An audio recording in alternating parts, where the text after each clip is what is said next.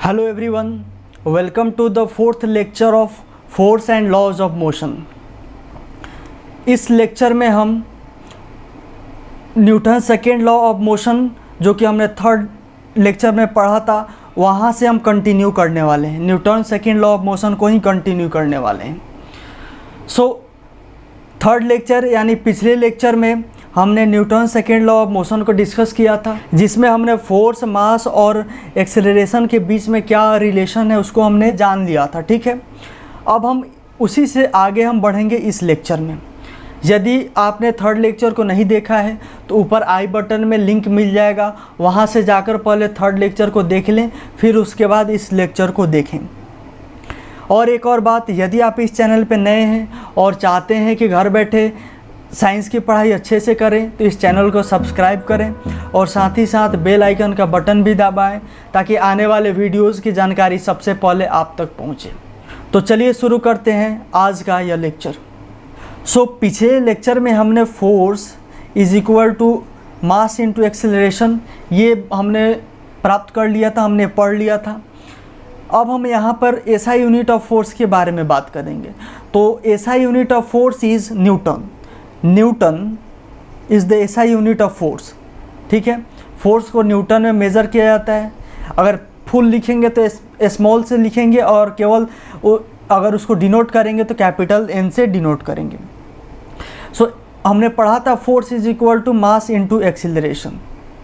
यदि अगर हम मान लें किसी बॉडी का मास 1 kg है और उसका acceleration 1 metre per second square है तो फोर्स क्या हो जाएगा? Force is equal to 1 kg into 1 metre per second square is equal to 1 kg metre per second square, यानी 1 newton is equal to 1 kg metre per second square.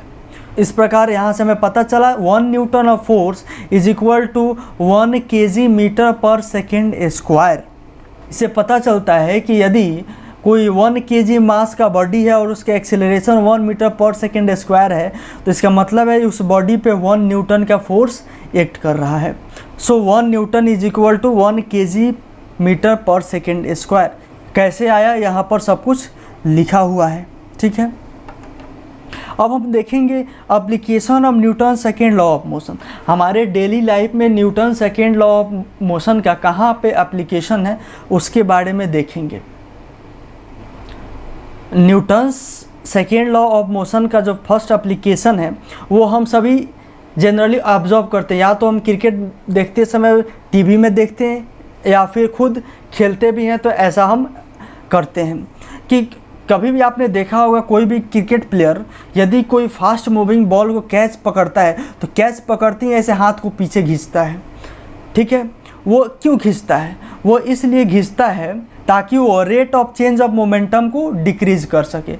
यानी जो momentum उस ball में, चूँकि हमने पढ़ा था अभी सेकेंड लॉ ऑफ मोशन में, कोई भी मूविंग ऑब्जेक्ट है तो उसमें मोमेंटम होता है। यानी बॉल भी है तो बॉल में मास है और चूंकि वो फास्ट मूव कर रहा है तो उसमें स्पीड है और दोनों के कारण उसमें मोमेंटम है।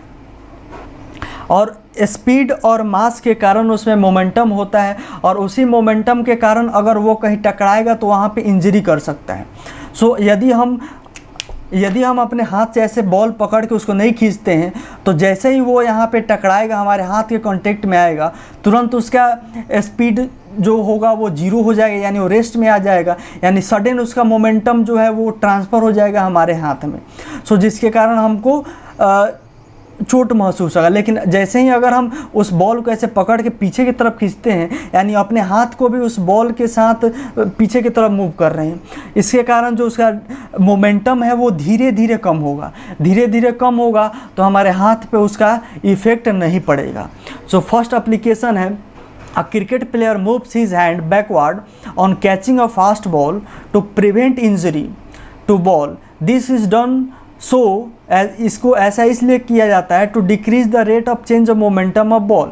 ऐसा इसलिए किया जाता है ताकि जो बॉल है उसका rate of change of momentum को कम किया जा सके। ठीक है, हमने Newton second law of motion के स्टेटमेंट में पढ़ा था, आप याद कीजिए कि according to this law rate of change of momentum is directly proportional to the force applied, यानी जितना फोर्स ज़्यादा होगा उतने rate of change of momentum ज़्यादा होगा। यानी रेट ऑफ, इसको वाइस वर्सा भी बोले, यानी rate of change of momentum अगर ज़्यादा है तो फोर्स भी ज़्यादा है। सो अगर हम बॉल को ऐसे ही पकड़ लेते हैं, यानी तुरंत उसका rate of change of momentum बहुत तेज़ी में हो जाएगा, उसका रेट चेंज हो जाएगा, तुरंत जीरो हो जाएगा उसका, चूँकि उसका रेट ऑफ चेंज ज़्यादा हो जा रहा है, जिसके कारण वो उसका मोमेंटम तुरंत जीरो हो जा रहा है, और इसके कारण उस बॉल का फोर्स ज़्यादा हमारे हाथ पर एक्ट करेगा और हमें इंजरी ज़्यादा हो सकती है। सो बातें समझ में आई कि Newton second law of motion का फर्स्ट एप्लीकेशन क्या है। ये सारी चीज़ें आपने ऑब्जर्व भी किया होगा। अब हम सेकेंड एप्लीकेशन को देखेंगे। Newton second law of motion का जो हमारा दूसरा एप्लीकेशन है वो है कि high jumping athlete is provided with a cushion और a heap, HEEP, heap of sand on the ground to fall upon. मतलब कोई हाई जंप एथलीट होता है, वो जहाँ कूदता है वहाँ पे या तो कुशन रख दिया जाता है, गद्दा रख दिया जाता है, या फिर वहाँ पे बालू का ढेर लगा दिया जाता है। ऐसा इसलिए किया जाता है, this is done so to decrease the rate of change of momentum. यहाँ पे rate of change of momentum को डिक्रीज करने के लिए किया जाता है, and hence prevent injury to the athlete, ताकि rate of change of momentum को डिक्रीज किया जा सके और इस प्रकार उस एथलीट को इंजरी होने से भी बचाया जा सके। मतलब यदि कोई हाई जंपर है, कहीं हाई जंप कर रहा है, तो वहाँ पे अगर हम सैंड या कुशन रख देंगे तो जैसे ही वहाँ पे कूदेगा, जैसे ही वो कुशन के कांटेक्ट में आएगा वो ऐसे नीचे की तरफ दब जाएगा। कुशन या फिर सैंड जो भी रखा हुआ जैसे उसके कांटेक्ट में आएगा वो नीचे की तरफ दब जाएगा, ठीक है।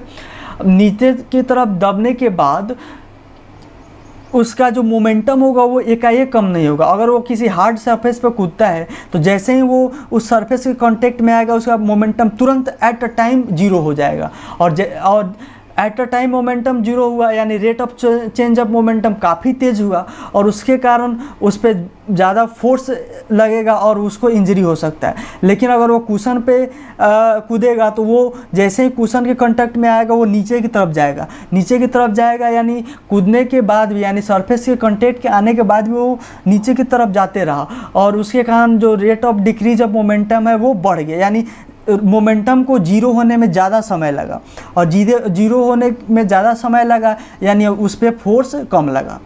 हम जानते हैं कि फोर्स जो है वो डायरेक्टली प्रोपोर्शनल है rate of change of momentum, तो rate of change of momentum change होने में ज़्यादा समय लगा यानी फोर्स भी कम लगेगा, और इस प्रकार वो इंजरी से बच जाएगा, ठीक है। ये सारी चीज़ें एप्लीकेशन से क्वेश्चंस एग्ज़ाम में आते हैं कि कुशन क्यों रखा जाता है हाई जंपिंग एथलीट के पास, या